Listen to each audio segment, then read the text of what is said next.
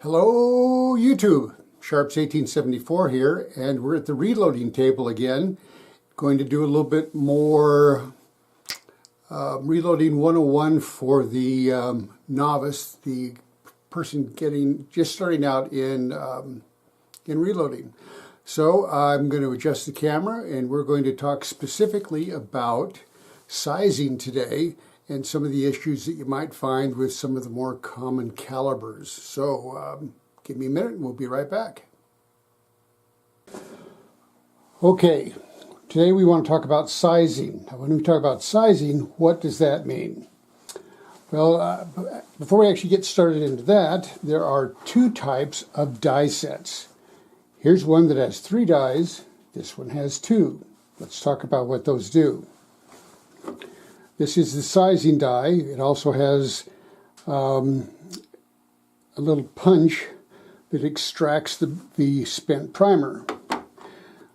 This is what you would typically use for when you're reloading for handguns. This one, in fact, is for 44 mag. This is the expanding die, which expands the mouth of the bullet after it's been sized. And then this is the crimping seating die, which you put when you put the lead bullet in or the jacketed bullet on the when you put it on the cartridge to finish the process. That's what you use.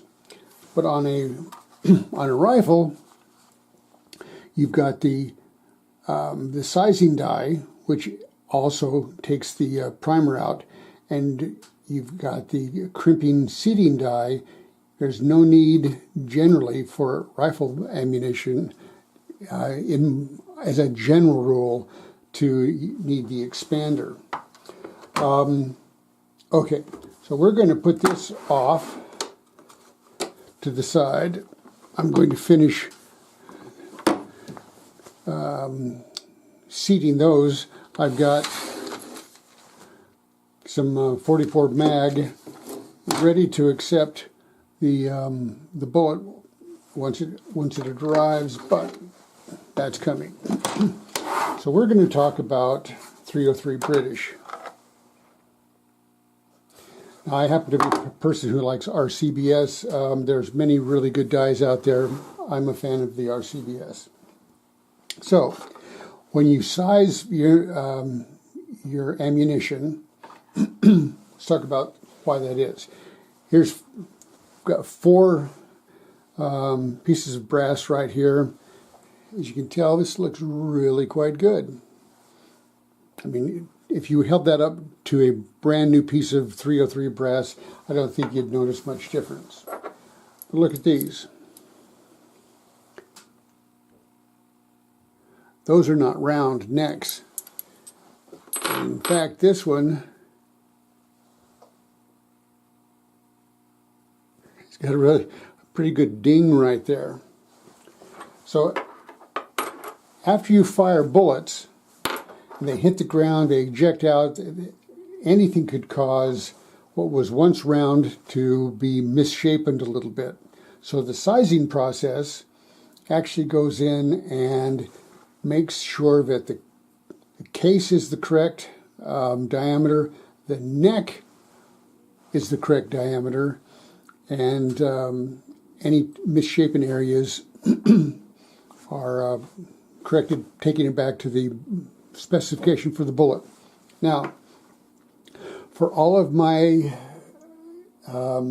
bullets or brass that we're going to be showing today, I have previously gone through, I've cleaned them in a tumbler, I've inspected them for any signs of wear, and I've discarded anything that would not be suitable for reloading. Okay, I'm getting ready to check my setup for my reloading of the 303.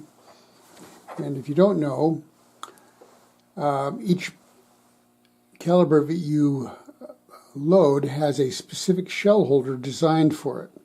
This is one set up for a 303. This is a shell holder for a 44 Magnum. Now, the 303 just will not fit in the shell holder for the 44 Magnum. Sometimes they're interchangeable. often, most of the time, but they're not. But this is the one that is specifically set up for the 303. Here it says number 7, and if you look at the um, 303, here it is right here. It wants a number 7 shell holder. So I'm now going to put this in the die. I'm going to change the camera angle. Okay, here's my reloading die. You can see that I've gotten rid of quite a few primers. The shell holder sits right in there, and it can be adjusted however you want it. I often put it off to the side a little bit, and that allows me to put the cartridge easily in there. I'm going to back out a little bit. To set up the press correctly with the die, you raise the shell holder all the way up to the top, and it's going to stop. And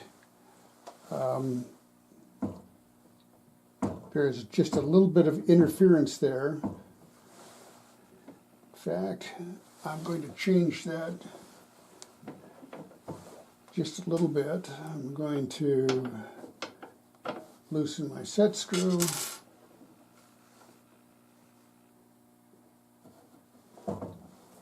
Turn this down just a fraction more so when it hits,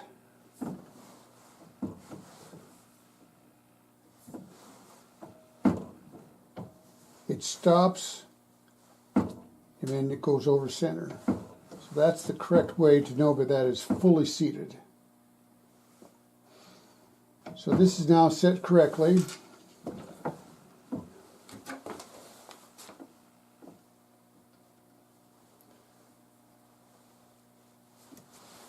Tighten that down, double check.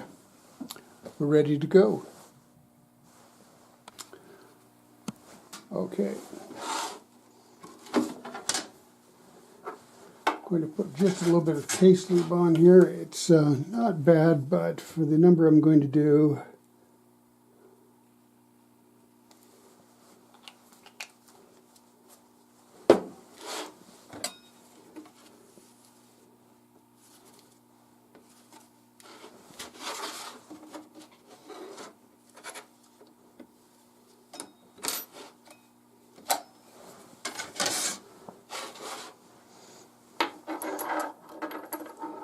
now this particular one with the ding, I want to get rid of that ding first. The way I do that is I put this in there and just very, very carefully roll that edge out.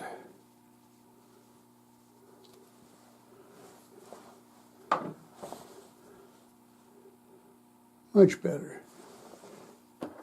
Now I'm going to put those 4 cartridges on there.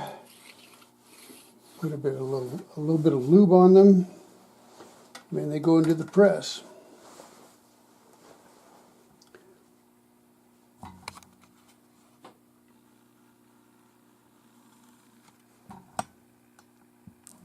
Whoop. There we go.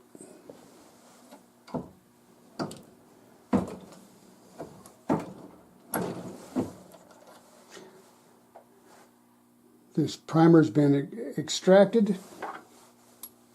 Drop down into that mess in there.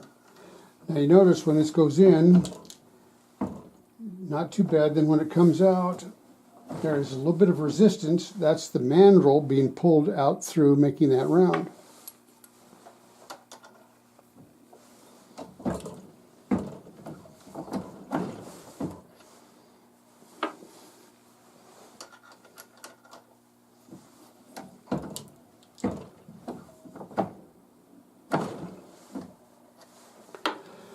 Now, you have your choice. You can, at this step in the game, put the new primer in. I'm not going to do that right now. I'm going to do that later on. And now it's just a matter of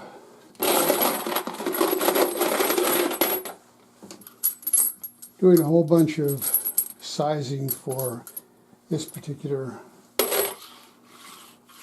chamber, or caliber.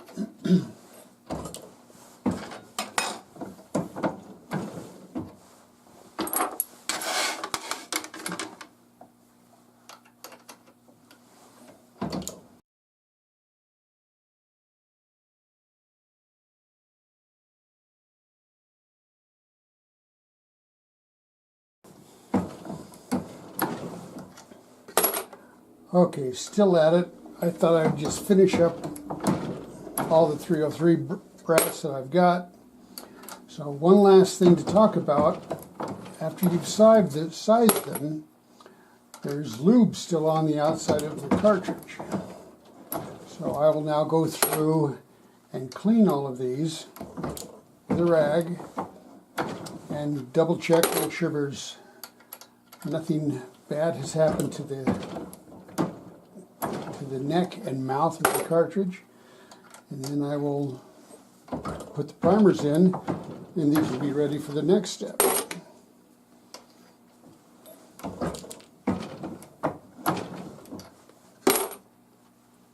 And you can see I moved back to my container. This will now say sized, so I can remember what step of the process that I'm in.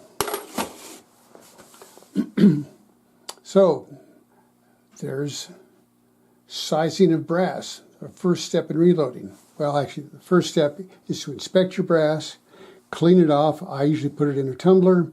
There's many ways of getting your brass clean, many ways to lube. I like this method. This is where I started out many years ago. Go online. There's all sorts of different ways to lube your brass and find out what works for you. So, I'm Sharps 1874, and I thought you might like to know.